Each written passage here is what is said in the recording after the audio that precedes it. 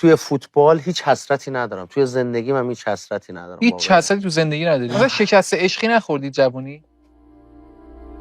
شکست عشقی، نامردی چرا؟ نقصان جنس بود. من یه زمانی واقعا تمام ثروتم از دست دادم، پولمو بردن ولی دوباره از صفر. آره. یعنی با دختر دوست شدی، سرتو کلا گذاشت، پولاتو برد. آره. الان خبر داری دختر کجاست؟ من دیگه به گذشته بر نمیگردم. واقعیت از یعنی هیچ وقت پیگیری نکردی؟ هیچ موقع پیگیری نشد. بعد برد چی گفتی؟ برد گفتم خورد چی بگم؟